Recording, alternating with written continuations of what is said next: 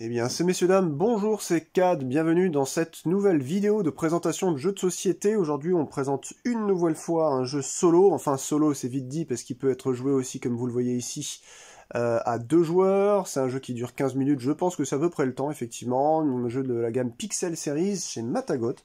Il y avait eu un autre jeu que j'avais bien aimé, alors je vous avoue que je n'ai pas non plus trop joué, c'était One Card Dungeon, il y a eu une extension. Je crois qu'il y avait aussi Level 10, je sais plus, ouais, ça doit être ça, donc un autre jeu. Puis il y avait celui-ci, pardon. Donc Pixel Series, vous savez, c'est des jeux qui ont la gueule des anciens jeux vidéo des années 70-80, un peu en pixelisé comme ça.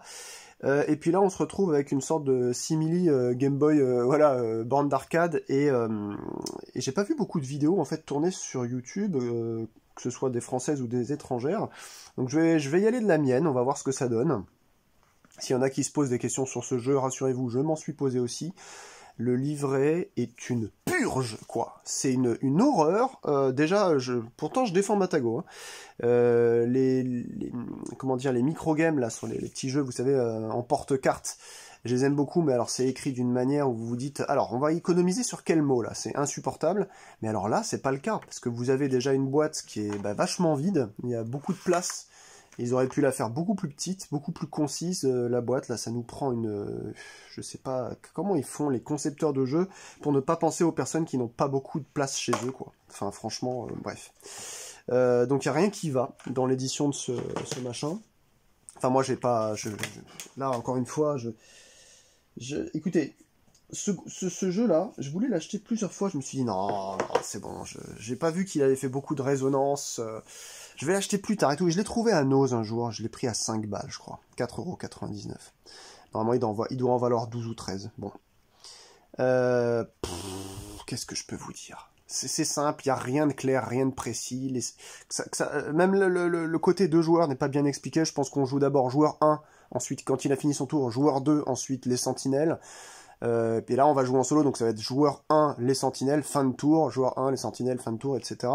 Mais c'est vraiment une purge ce truc, c'est vraiment dommage, hein. C'est vraiment dommage de chier autant dans la colle, mais bon bref. Allez, on y va, je vous montre un peu ce que j'en ai compris. Et s'il y a les créateurs, là, Zemilio, ou je ne sais qui, là, je sais plus comment ils s'appellent. C'est des Italiens, je crois. Hein. Ou les gars de Matago, coucou à vous, hein, qui voudraient venir me tirer les oreilles pour me dire non, c'est toi, Kat, qui est trop con, t'as mal compris ça et tout. Bah, n'hésitez pas. Moi, il n'y a pas de problème hein, pour dire que je suis un con. Du moment que vous me montrez les bons exemples. Je sais pas si ça va être bon, là. Ouais, c'est un peu chiant, hein. Mais bon, vu l'hiver et que je ne vis que la nuit, excusez-moi. Alors, déjà, comment on fait pour placer ce jeu-là? Regardez, là, ça va encore plus haut, ça s'arrête là-haut. D'accord. Bon, ça, on s'en fout, c'est pour le joueur 2, hein, l'autre petit meeple. Là, vous avez une sorte de... Vous avez plusieurs jetons. Alors, j'ai pas compris à quoi servaient les jetons X. C'est un mystère. Pour moi, il y a de la vie en moins, c'est les petits points comme ça. Des petits points formés sur un fond rouge. Vous avez les sentinelles qui sont avec un format de carte que l'on adore, parce que moi, j'ai aucune pochette qui fait ça. Moi, j'ai chopé du Mayday, je crois, ou du Saphir en 54,79, mais l'un des gars, ça doit être les Emilio, a dit sur BGG que c'était du 50-75, donc c'est pour ça que ça nage, là, vous voyez, 50 par 75. Donc, bon, écoutez. Et ici, là, j'ai slivé ça avec du Mayday spécial pour les séries Tiny Epic, ça rentre parfait. Ici, vous avez donc 2 mobs, je tourne la tête, et j'en prends un au hasard. Tac, ce sera celui-là. Attendez, 5-1, 4-2, ça va taper trop fort. Voilà, c'est trop chaud, bon, je vais le mettre de l'autre côté. On a le droit de choisir son côté. Donc ça, ce sera le boss de fin. C'est l'intelligence artificielle. L'autre, on l'écarte, on ne jouera pas avec. Vous avez un certain nombre d'équipements, il y en a 6. Vous les mélangez, vous en faites une pioche à côté. Ensuite, ici, vous avez votre petit personnage. D'ailleurs, on va remettre les clés là où il faut. Donc une clé ici, une clé là, et le personnage, il va redescendre là. Donc ici, vous avez votre meeple. Vous le mettez en fait sur la première carte du bas, donc vous prenez 4 des 5 ou 6 cartes qu'il y a d'éléments, en fait ils appellent ça la tour, vous les mélangez, il y a recto verso, c'est ça qui est pas mal, vous avez plus de rejouabilité comme ça, vous les mettez au hasard de bas en haut ou de haut en bas, du moment que ça fait une colonne, pardon. Et puis d'ailleurs je viens de trouver une idée, c'est que je vais mettre mon personnage à côté, comme ça on va peut-être pouvoir réussir à tout viser. Alors je vais mettre mon personnage là, hop, et on va essayer de descendre tout ça, voilà. Ça on va peut-être avoir tout le champ là-dedans. Ouais, on y est presque. On y est presque, mais on ne pourra pas faire beaucoup mieux, je pense. Je pense pas. Ouais, on pourra faire maximum comme ça, quoi, je pense. Ouais. Bon, alors, il y a des mystères. Vous allez voir, on va essayer. Vous allez m'aider à les élucider si vous avez envie. Moi, j'avoue qu'il y a des trucs. Je n'ai pas compris où ils voulaient en venir dans le jeu. Hop, est-ce qu'on le voit là-haut, là, le marqueur? Non, ah si, on le voit à peine. Voilà, donc ça c'est le marqueur carré, là, c'est premier tour. En fait, vous allez avoir des secteurs, vous voyez, ça c'est un secteur, la deuxième colonne, deuxième secteur, tout ça dans la grande tour. Il y a 12 tours, puisqu'il y a rouge, jaune, rouge, jaune, rouge, jaune, ça fait 3 fois 2, 6, 3 fois 2, 6, et il y a donc 12 tours. À chaque fin de manche, c'est-à-dire vous jouez, puis le joueur 2 joue, s'il y a un joueur 2, puis la sentinelle joue. Quand la sentinelle a fini, vous passez en fait sur le deuxième tour. Donc là déjà on doit commencer à 0 je pense. Après on arrive à la fin du premier tour, à la fin du tour 1. Vous voyez, même ça je suis même pas sûr parce que c'est tellement vague. Qu'est-ce qu'ils disent là? D. Placez le compteur de manche en haut à droite de l'étage le plus haut. Et on le voit positionné au-dessus du rouge. Bah écoutez, on va le mettre au-dessus du rouge comme je pensais, voilà. Donc, ensuite, il y a la carte ici, vous mettez les 3 dés de votre couleur, enfin de chaque couleur, jaune sur 3, rouge sur 3, vert sur 3, ça correspond à en dessous, ça aussi c'est mal fait, j'aurais dû faire des dés transparents, à l'énergie en 3, la chance avec le dé là en 3, là c'est une pile, là c'est un dé, et la petite étoile c'est les PA, les points d'action. Là vous n'y voyez rien, bien entendu, je vais essayer de vous le montrer de plus près. Point d'action, c'est le nombre de choses que vous pouvez faire par tour. Voilà, donc 3, 3, 3. À la fin de chaque tour, pour le tour d'après, seulement votre dé vert se remontera à 3. Et les autres dés, bah, vous pouvez jongler avec pour avoir plus ou moins d'énergie. Si vous vous faites taper, vous baissez d'énergie. À 0, vous êtes mort. Et bah là, les points de chance, vous pouvez les cumuler. Vous avez un bolter de base, qui est une arme qui tire à 2 de distance et qui fait 1 de dégâts si vous arrivez à toucher. C'est même pas sûr. Ici, en fait, vous avez une série de compétences. La première est tout le temps libre. C'est vous faites un plus 1 ou un moins 1 à un dé une fois par tour. Ça, ensuite, ça va être caché par un petit marqueur comme ça dessus. Et ainsi de suite. Les deux autres sont aussi, les 3 autres là en tout sont cachés. Le premier ici, c'est une relance. Vous pouvez relancer un de vos dés. Ça veut dire que vous prenez la face opposée à un de vos dés. Par exemple, si vous avez un 1, vous le tournez, ça fait un 6. Et ça, c'est une frappe. C'est la compétence frappe qui fait que vous pouvez mettre directement un dé sur la face de votre choix. Voilà. Donc tout ça, là, les dernières, là, les 3 dernières que je vous ai montrées, elles sont cachées. Et alors, il y a un truc chelou, là, dans ce jeu, mais c'est mal expliqué. Il y a 2 écoles. Soit, en fait, dès que vous ratez une action de vous cacher, vous allez voir à quoi ça sert de se cacher, eh bien, vous allez prendre la petite puce informatique qui est la plus à gauche et vous allez la déplacer à droite, comme ceci. Et il y en a d'autres qui pensent que non, en fait, vous prenez la puce informatique, vous la virez, ça vous fait gagner cette compétence, et après, bah, la prochaine, pareil, vous la virez directement. En fait, moi, je pense pas, j'ai fait 2 parties comme ça marchait, c'était trop simple, donc je pense qu'il faut en mettre une comme ce qui est indiqué dans le bouquin, et ensuite, à la prochaine fois que vous ratez, par exemple, ou alors que vous réussissez à toucher un ennemi, parce que c'est soit vous ratez de vous cacher, soit vous touchez un ennemi. Retenez bien, hein, soit vous ratez de vous cacher, soit vous touchez un ennemi. Eh bien, vous reprenez la compétence la plus à gauche qui est cachée, vous mettez, hop, sur la droite son truc, et par le prochain coup, pareil, pour débloquer celui-ci, il faudra donc le faire une seconde fois. Et pour la dernière, bah, vous allez les dégager à droite. Je pense que c'est comme ça que ça fonctionne. Voilà. Sinon, c'est trop simple. Vous vous cachez une fois, vous en virez un, vous vous cachez une deuxième fois, vous en virez 2, etc., etc., etc. Ou alors vous tapez un ennemi et ça se passe à chaque fois. Je ne sais pas. Rien n'est indiqué dans ce foutu bouquin. Bon, ensuite, donc là c'est une très mauvaise idée de les avoir mis de ce côté-là, je vais donc le déplacer ici mon perso, parce qu'on va devoir mettre les sentinelles, qui sont les gros méchants de ce jeu-là, avant d'aller essayer d'abattre excusez-moi, il faut arriver sous 12 tours donc à cette intelligence artificielle et lui coller 4 points de vie, parce qu'elle a 4 d'énergie, elle colle 2, elle nous colle 2, mais elle 4 d'énergie. Avant d'arriver là, on a 12 tours pour, il va falloir se taper des sentinelles. Je ne regarde pas, j'en prends de haut en bas, hop, 1, 2, 3 et 4, ces deux-là, on s'en servira pas. Et on les positionne comme ça, alignés sur les colonnes, enfin plutôt les rangs. C'est difficile à expliquer hein, ce jeu-là. Purée. En fait, vous alignez la petite oreille ici, là, avec la colonne du haut. Vous alignez la petite, le petit target ici, la petite cible, purée, excusez-moi, avec la colonne du dessous. Voilà. Et en dessous, là, devant les deux dernières colonnes, vous aurez une série de chiffres, voire des cases vides.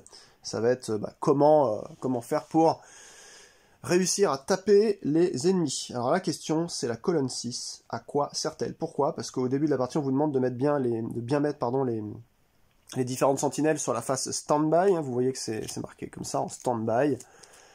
Et ensuite, quand vous arrivez, elles se réveillent. Hein. Tac, elles se tournent et elles viennent vers vous. Elles se déplaceront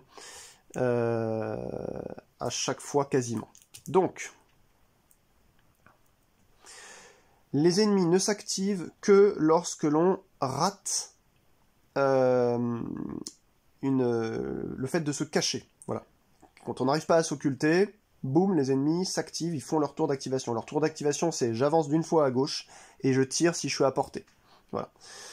Donc, on a cette série de 6 dés qui vont correspondre donc à chaque fois qu'on va essayer de taper des ennemis à mettre ces 6 dés sur les cases que vous voyez. 1, 2, 3, 4, 5, 6. Et donc il faudra, par exemple dans les cases vides, qui est des dés posés sans forcément il n'y a pas de nomenclature particulière. Ici il faudra que ce soit minimum 4, minimum 4, minimum 5, mais vous pouvez mettre 5, 5, 6 si vous voulez.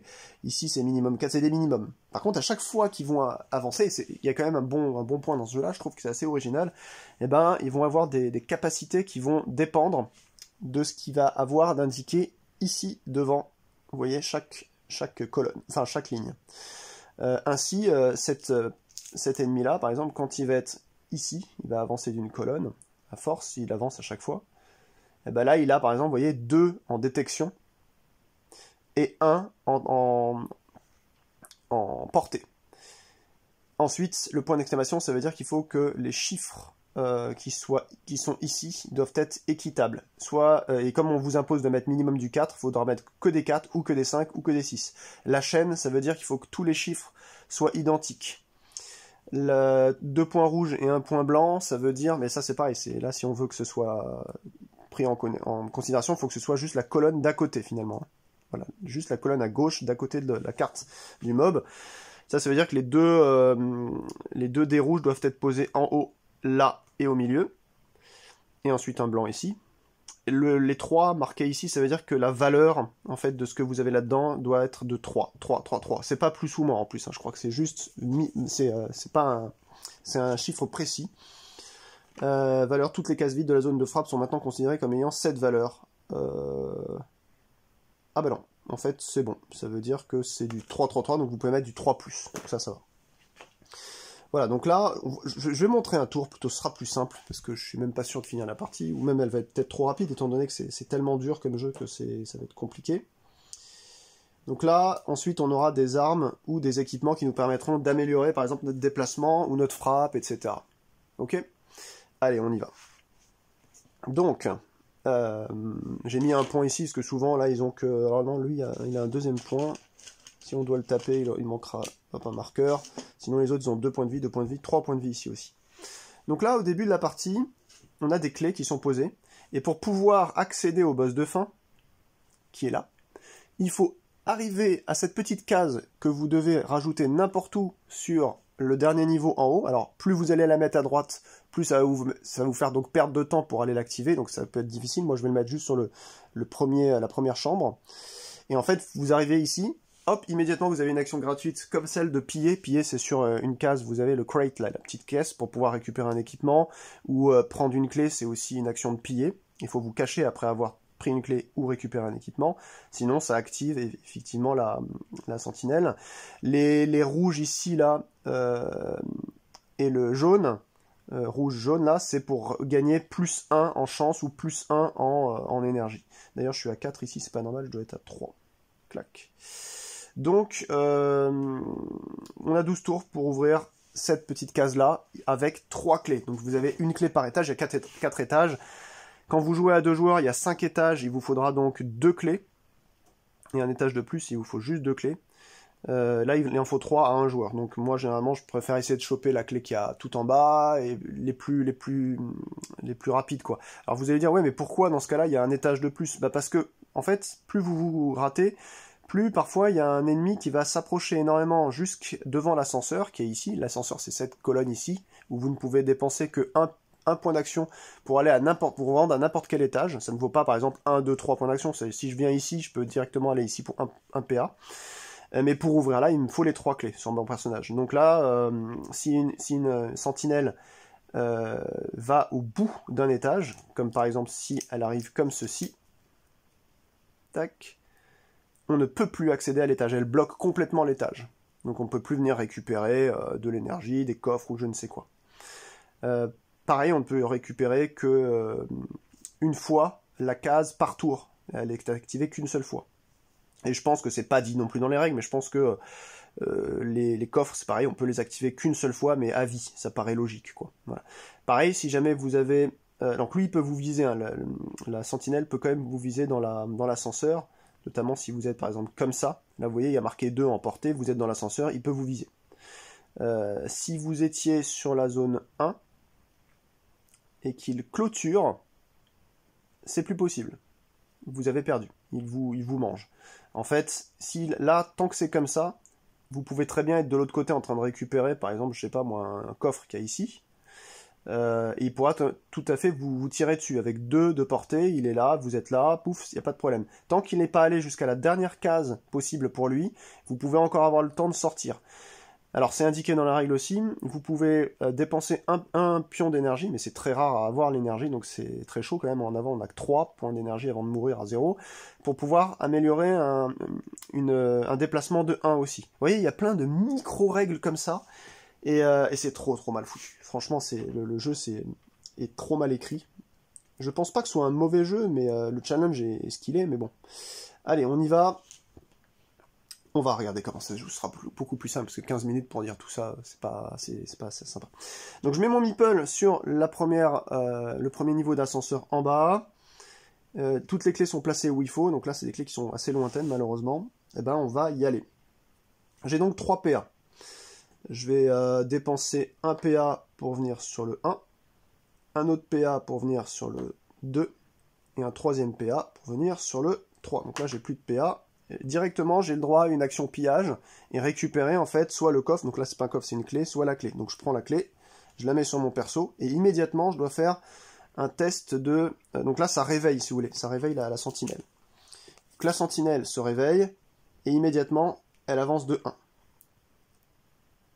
Donc là ça tombe très mal pour ma gueule parce que devant ici elle a 3 en écoute, en détection et 3 en portée. Donc elle va tirer de 1, 2, 3, elle peut m'avoir directement. Pareil, si on était sur sa case, ça compte comme 0, donc elle m'a aussi. Donc 3 de portée, elle me touchera. Et là, en fait, pour m'en sortir, je suis à la zone 3, et je dois me cacher immédiatement. Et il a 3 en détection. Donc 3 plus 3, ça veut dire 6. Donc là, pour réussir à me cacher, je dois faire un 6. Autant dire que ça va être complexe. J'ai fait un 3. Alors ce que je pourrais faire, c'est de dépenser mes 3 points de chance et de faire plus 3, du coup, j'aurai plus de chance du tout.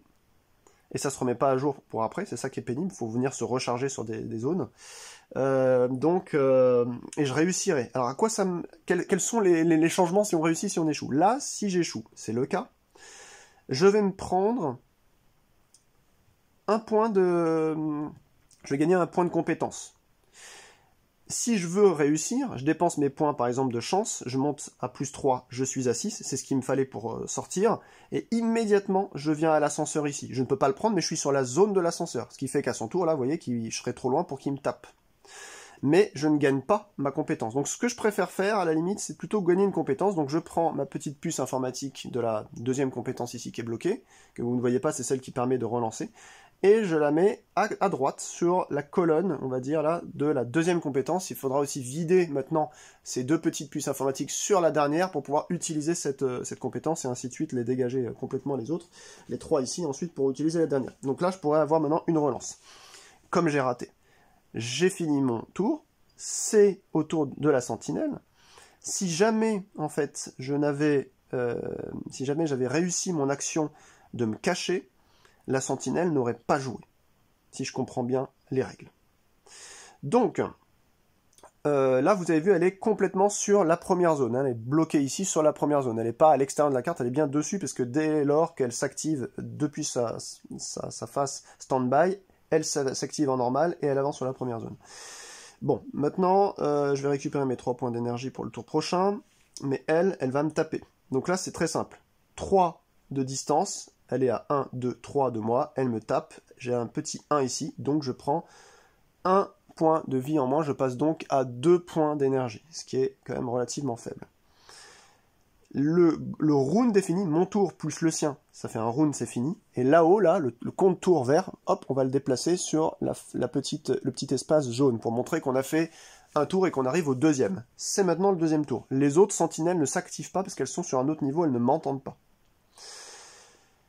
Là, il y a plusieurs choix. Je peux pas récupérer de chance. Là, je pourrais venir pour récupérer de l'énergie.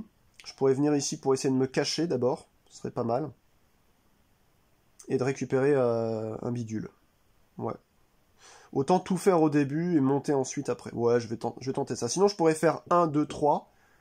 Et j'arrive directement ici. Alors non, attendez. J'ai fait une erreur. À son tour, au premier tour, elle avançait d'abord une fois. Et donc elle me tapait à 1.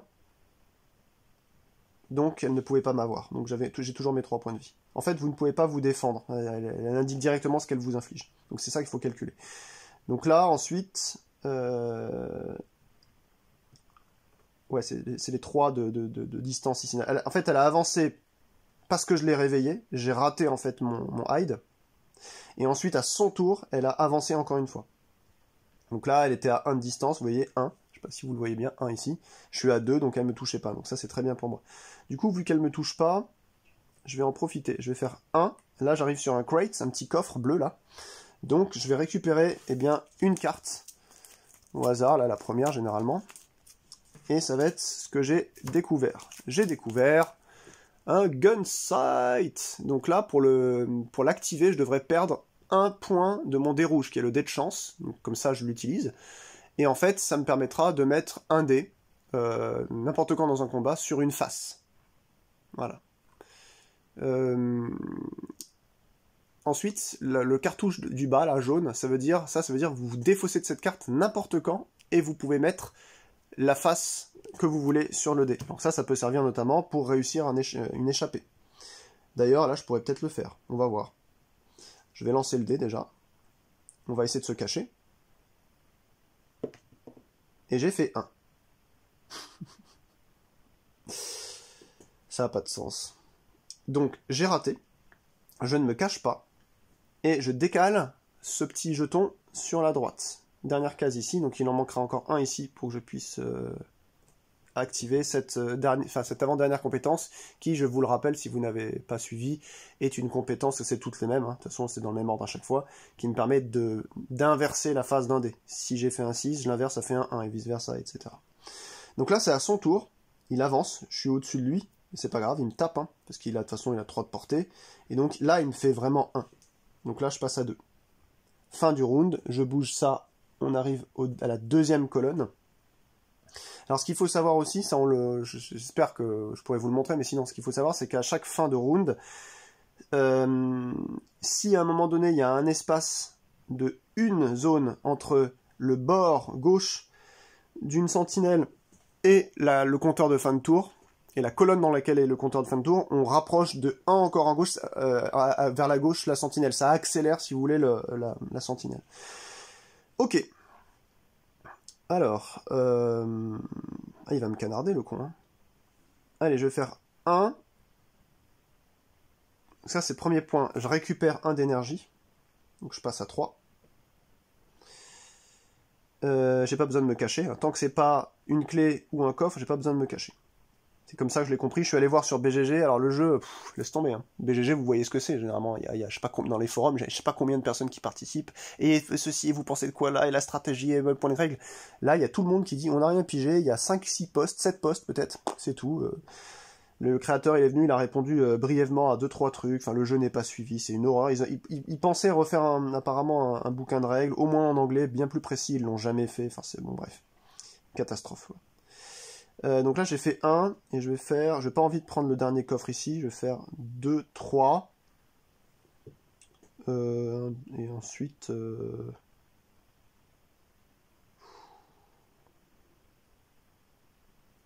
et je vais... Qu'est-ce qu'il m'a fait au fait? Il m'a touché là tout à l'heure, je suis à 2. Ouais, donc je vais rien faire de plus. C'est à lui, il avance, il me tape, je prends 1, donc là je suis plus qu'à 1.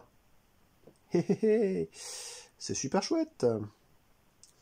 Donc là, au fait, je vous l'ai pas dit, mais on peut attaquer, bien entendu, nous aussi, hein, à notre tour. Au lieu d'avancer, récupérer des trucs, on peut aussi attaquer, mais on ne peut attaquer qu'une fois. Sur ma première partie, j'étais là, c'est bon, je fais 3 tours d'attaque et je vais réussir à le niquer. Non, non, vous ne pouvez attaquer qu'une seule fois. Et donc, qui dit une seule fois, lui, il a 3 d'énergie. Si vous ne l'attaquez pas un tour, vous avancez, il vous attaque, vous le rattaquez le tour d'après, etc., pour le faire descendre, avec votre arme de base qui tape qu'à 1, autant dire que ça sert à rien. Hein. Il est vraiment... voilà. Donc là, pour l'instant, il va avancer là, il me tapera à 2 ensuite après le con. Hein. En fait, je suis mort. En fait, je suis mort. C'est trop nul. 1, 2, 3, je suis en ascenseur. Vous allez dire, bah non, t'es pas mort. Bah si, parce qu'il va là, il va avancer ici. Du coup, comme il sera sur cette case-là, il a 2 de taper, il va me taper et je pourrai rien faire. Donc voilà, la partie est déjà finie, quoi. C'est insupportable, franchement, c'est... J'étais où? J'étais là. 1, 2, 3. Et je peux pas baisser de 1 point de vie pour monter en ascenseur. J'aurais bien aimé le faire. Enfin, vous voyez, c'est juste... Puis j'ai l'impression qu'il y a des configurations où c'est trop difficile. Mais surtout, la première ligne, là, je ne pige pas, quoi. Je ne pige pas cette première ligne. Pourquoi il y a des informations sur la première ligne? Parce que de base, on nous dit que dès lors que la sentinelle est en stand-by et qu'elle vous entend, en gros, vous avez raté un jet pour vous cacher, elle se retourne et elle avance. Et donc si elle avance, c'est qu'elle couvre la première ligne. Donc à quoi sert la putain de première ligne, quoi? Bref, je sais pas pourquoi je réfléchis 1000 ans, là, parce que j'ai que 3 points, et puis c'est fini. Alors si je fais 1, 2, je récupère encore en énergie, je passe à 2.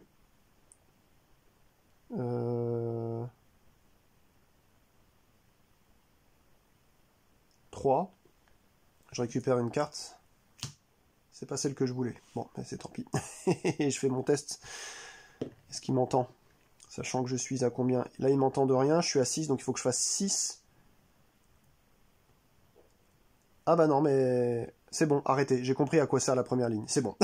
C'est la première fois que je passe derrière lui et j'ai compris. En fait, là, du coup, vous regardez tout ce qu'il y a à 1, soit à gauche, soit à droite, j'imagine. Donc là, on va prendre 3. 6 plus 3, vous ajoutez ça. Plus le fait que ce soit un coffre, je vous l'ai pas dit. Quand c'est une clé, vous faites pas un plus 1 de détection.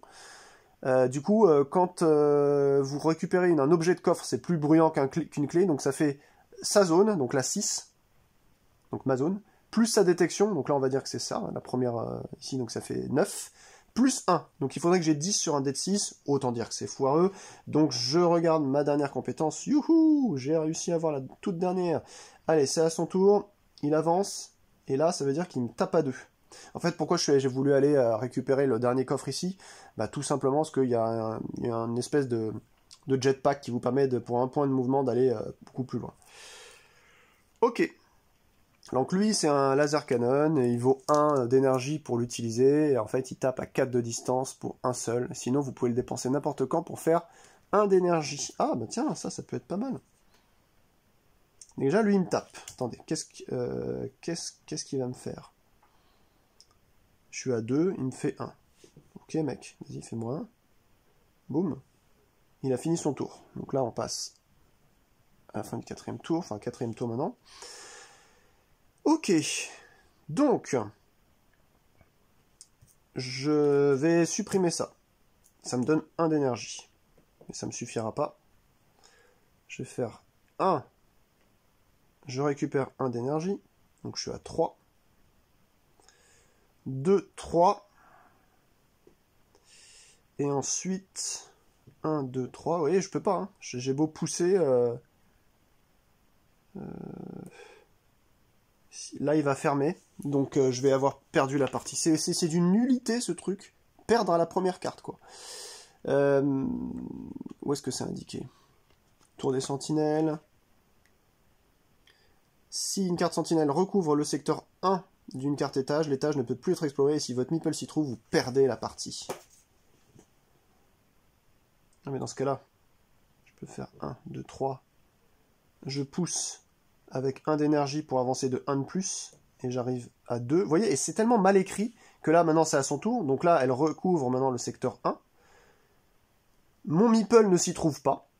Mon meeple, factuellement, si je me base sur la règle, le meeple ne se trouve pas sur ce que je viens de vous lire. Donc là, il me tape. Il me fait 1. Je descends à 1. Donc là, je vais essayer de hacker le jeu, vous voyez, comme c'est mal écrit. Pour essayer de pousser un peu plus loin, pour vous montrer comment, si j'arrive à survivre un tour de plus, sachant qu'ici, il y a 0 énergie à reprendre. Hein, donc à mon avis, c'est mort. Mais là, en fait, si je m'étais déplacé ici, là, je serais mort. Parce que si on se fie à la règle du jeu, si la carte sentinelle recouvre le secteur 1 et que vous y êtes au secteur 1, il n'y a pas marqué sur la sentinelle. Le dernier sujet de la phrase, c'est sur le secteur 1. On a perdu. Donc là, j'étais sur le secteur 2, donc typiquement, j'ai pas perdu. À mon tour, alors déjà, hop, on bloque ça ici. À mon tour, je fais 1, 2, j'utilise l'ascenseur pour monter où là. Comme je vous l'ai dit, vous dépensez 1 point d'action pour aller à n'importe quel étage. Donc bah, c'est bon. Il n'y a pas d'activation de sentinelle parce qu'elle n'est pas réveillée 1 et parce que je n'ai pas raté un jet de cachage. Hop. Donc on ne peut plus accéder à ici. Vous avez compris que j'ai hacké le jeu, hein, c'est juste pour m'amuser un peu. Ensuite, on va venir récupérer de l'énergie. 1, 2, 3. Je passe à 2 points d'énergie. C'est très faible à chaque fois. Hein. Il se passe rien. On passe ici maintenant. J'ai un doute maintenant. Est-ce que quand j'ai récupéré autre chose qu'une clé, elle se réveille pas quand même? Je pense pas. Hein. S'il s'agit du premier tour de la sentinelle qui se trouve sur le premier étage que vous, retournez la carte de façon à ce que la phase stand-by soit cachée à son tour. La sentinelle qui se trouve sur votre étage se déplace d'un secteur vers la gauche si vous êtes à portée et vous attaque. Si, en fait. Je pense que si. En fait, je sais pas, c'est nul, c'est nul. Si, non, je sais pas en fait, je pense pas. À mon tour, je viens ici, je récupère la clé, là je vais faire un test, je suis en zone 4, hein. Donc j'ai 2 clés sur les 3. Je suis en zone 4, elle s'est pas réveillée. Faut que je fasse 4. Ou alors est-ce qu'on rajoute, même si elle est en stand-by, ce qu'il y a devant ici, ça sert peut-être aussi à ça, je sais pas. C'est-à-dire qu'en stand-by, elle aurait 6 là.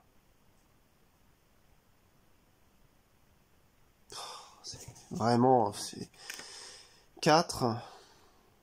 Dites-le moi en commentaire hein, si vous connaissez le jeu pour m'aider, parce que c'est vraiment une... C'est fou, quoi. C'est complètement fou. Piller... Ok... Clé. Vous pouvez récupérer immédiatement la clé, une action gratuite. Placez la clé récupérée sur votre plateau joueur. Comme les clés font du bruit, vous devez vous cacher après avoir récupéré. Se cacher, donc... récupérer une clé, les actions nécessitent... Vous obtenez un nombre égal ou supérieur à la somme de détection de la sentinelle et du nombre du secteur sur lequel se trouve votre meeple. Vous pouvez poursuivre votre tour. Si, je pense qu'on calcule aussi la sentinelle, parce que sinon ils n'auraient pas imprimé vous savez, les logos oreilles et puis ça. Donc si, je pense qu'il faut faire un 6 là. J'ai fait un 3, bah tu sais quoi, je dépense 3. Et elle se réveille pas, voilà, comme ça. J'ai réussi, donc il se passe rien.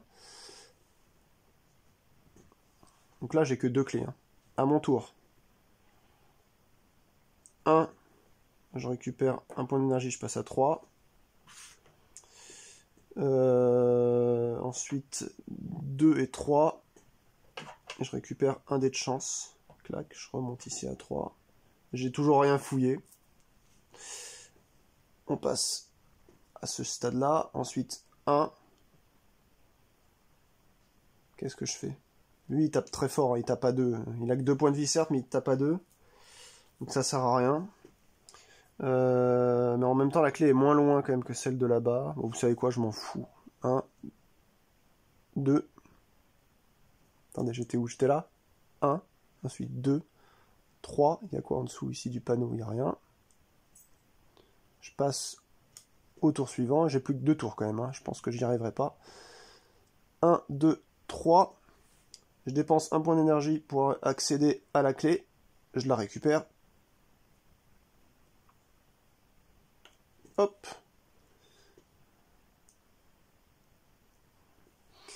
Je la récupère. J'ai donc les 3 clés. Et je vais essayer de réussir ce coup de maître. J'ai eu 5. 5 plus 1, ça fait 6. Autant dire que ça rate pas. Ouais, ça rate. Ah bah non, j'ai fait un 5, vous avez vu. Et là, j'ai un dé de chance, donc je vais pousser à plus 1, ça fait bien 6. Donc je réussis mon test. Donc je viens au panneau de contrôle. Au panneau de contrôle ou pas? Non, à l'ascenseur. À l'ascenseur. J'avais dépensé tous mes points. Il s'est pas réveillé. Donc...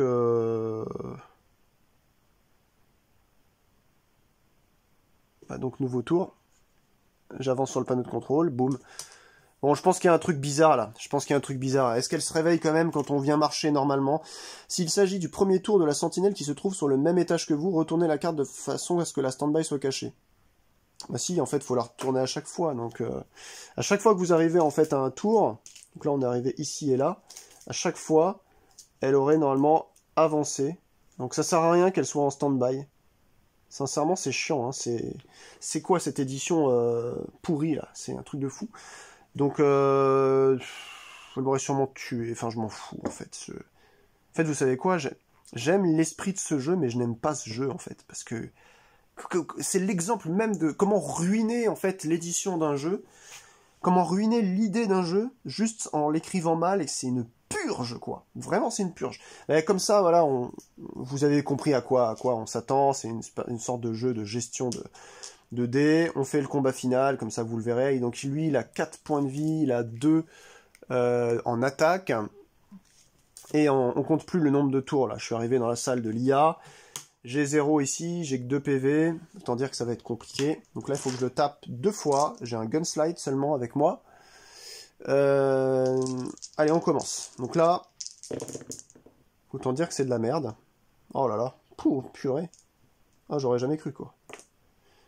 Regardez-moi ça, du 1, mais lui il est plus difficile que l'autre. Hein. L'autre je crois qu'elle était un peu plus simple. Il y a une phase plus simple. Celle-là peut-être, je sais pas. Et là, 4, 5, 6, 3, 3, 3. Donc déjà les 2 rouges là, ça va pas marcher. Parce qu'il va falloir que je les foute sur les emplacements rouges, vous voyez. Ensuite j'ai un 6 ici, donc lui c'est bon. Un 4 là-haut, là aussi c'est bon. J'ai mon gunslide. Mais je n'ai plus de chance, je n'ai plus de dés rouges, donc je ne peux pas payer le coût de mon gunslide qui coûte 1 rouge. C'est une purge, c'est une purge. Alors je peux faire un plus 1, moins 1.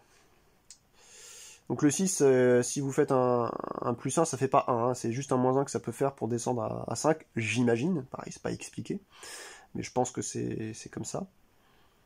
Il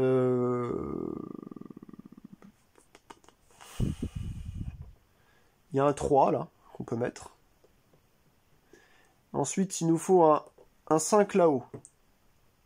Quel est l'opposé? Ah, il y a un 3 ici. Alors déjà, avec la première compétence ici, je vais utiliser ce dé-là.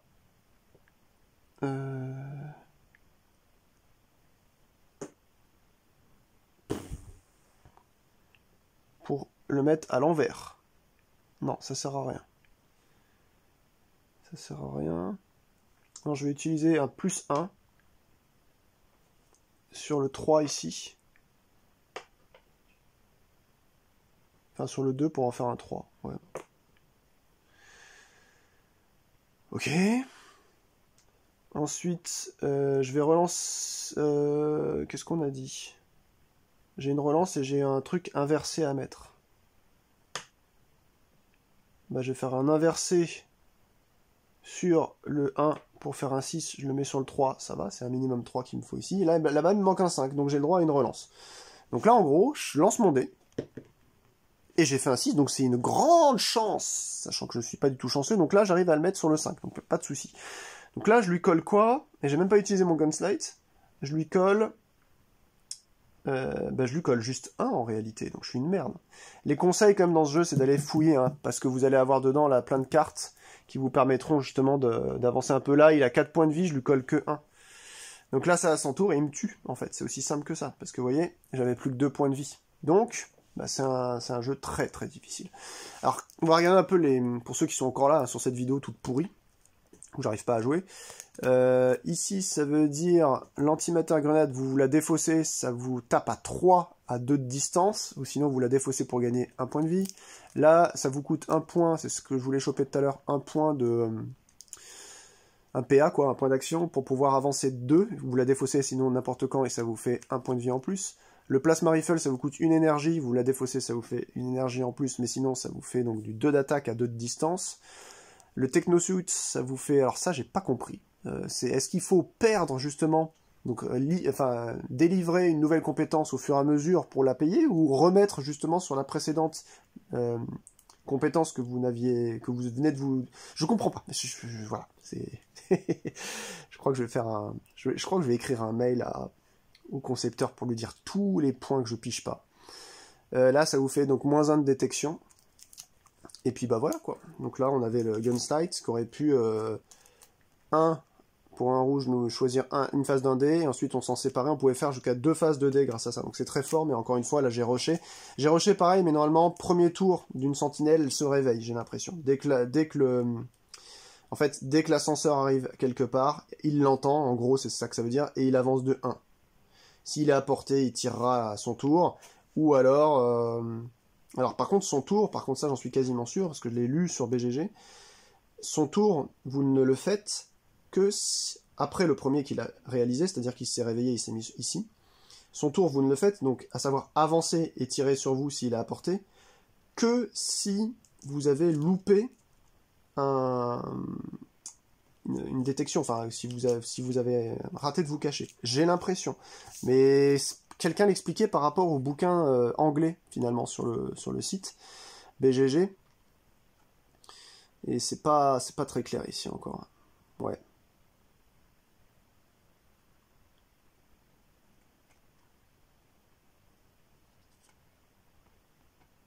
Les portées de sentinelle prend en compte les deux côtés d'une carte sentinelle. Ouais. Moi je pensais que ça voulait juste dire il tape et ici et là, si vous êtes ici, mais non, ça veut dire aussi peut-être qu'il lit le chiffre qu'il y avait. Vous savez, je me demandais pourquoi il y avait un chiffre ici.